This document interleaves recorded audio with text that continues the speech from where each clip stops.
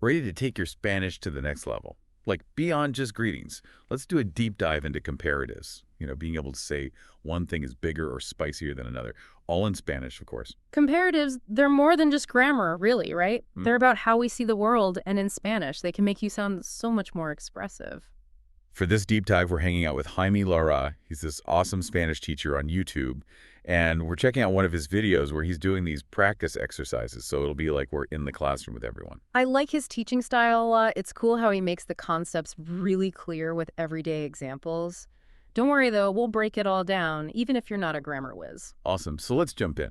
First up, Jaime covers the three main ways to compare things: superiority, inferiority, and equality. And those work just like they do in English. You're basically saying if something is more than something else, or less, or if they're the same.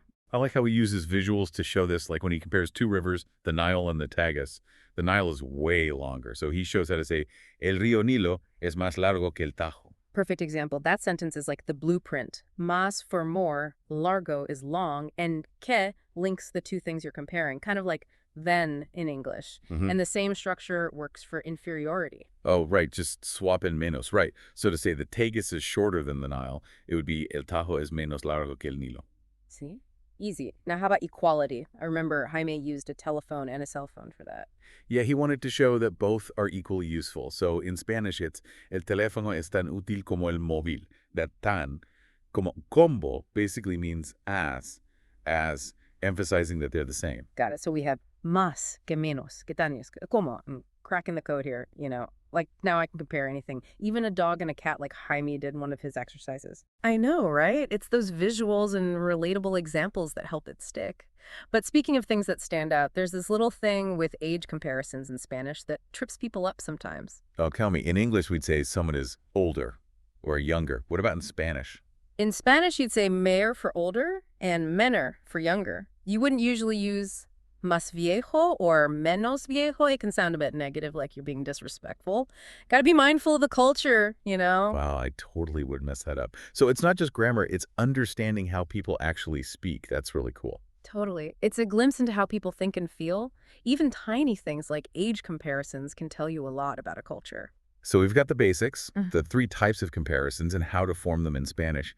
But I'm curious, does that más or menos always have to go before the adjective? Are there, like, any times it doesn't? That's a great question. You're thinking like a Spaniard already, looking for those little details.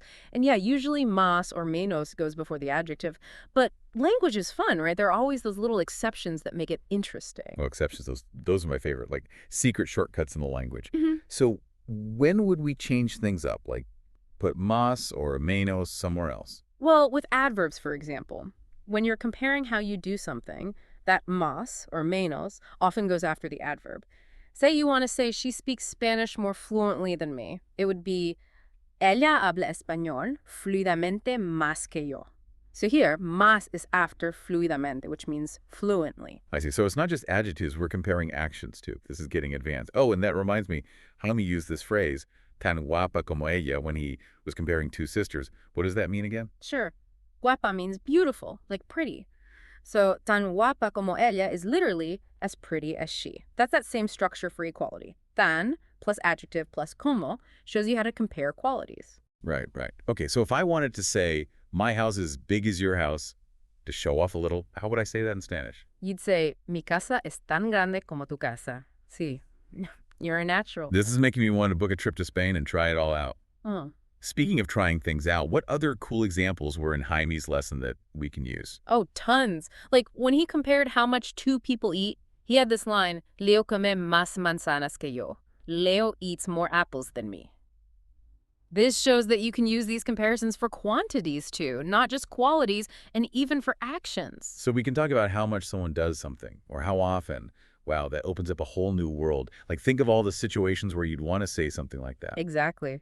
And we're just getting started. Spanish has a whole bunch of adverbs and other ways to make your comparisons even more detailed. But for now, you have the main tools to start making your Spanish more interesting and colorful. I know, right? We've learned so much already. And going through these examples, I was thinking of all the stuff I could compare. Like, Madrid is more crowded than my hometown, or this coffee is less sweet than I expected. It's like I'm seeing things differently now. That's what language learning does, you know? It's not just words, it's changing how you think and how you notice things. And don't forget, even learning something small like comparatives can change how you talk to Spanish speakers. For sure. But before we go too far, let's recap what we've learned today. We looked at the three types of comparisons: superiority, inferiority, and equality. And we saw how to make them into Spanish sentences. Then we went further, comparing not just adjectives, but actions and how much of something, like how often someone eats or how well they speak. And we can't forget that age comparisons have their own special words in Spanish, mayor and menor. They mean more than just older or younger, right? It's those little things that make learning a language so interesting. I think Hammy using those visuals, like the dog and cat, was really clever. It makes you realize that finding the right way to learn is so important, something that clicks for you. That's how you make it fun. Totally. It doesn't matter if it's pictures, listening, or even visiting a place. It's about finding what makes you curious, what makes those grammar rules actually make sense. Like Amy was saying, come up with your own comparisons, like the phone and the mobile phone, or the dog and the cat. He wants you to really understand it, not just memorize it. Yeah. Hey, he makes it fun, like a game. Don't just learn the rules, play with them. That's a cool way to think about it. And I think a lot of people learn best that way, when it clicks for them. And for him, those clicks come from seeing things, those visuals. For a lot of people, if you show them a dog and a cat, boom, they get bigger than right away. So if you were teaching comparatives in Spanish, what kinds of pictures would you use? Think outside the box now. What would really make people go, wow, I want to learn this? That's a tough one. Well, we could compare those super tall skyscrapers, like in Dubai. Or how about a cheetah and a sloth? That'd be funny, seeing how different their speed is. Nice, I can see it now. Or how about something, spicy?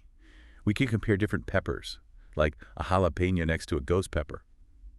Ooh, just thinking about it makes my mouth burn. See, that's it. The more senses you use, the better you remember. And you just remind me, we don't have to stick to objects. We could compare things like how popular different music is, or even how hard different dances are. There's no limit, really. Wow, this deep dive has taken us to some unexpected places. What started as a grammar lesson turned into like this whole exploration of how we learn and how we see the world. And for everyone listening, remember, you don't have to become a grammar expert overnight. It's those little wins along the way, like learning a new phrase or understanding something tricky.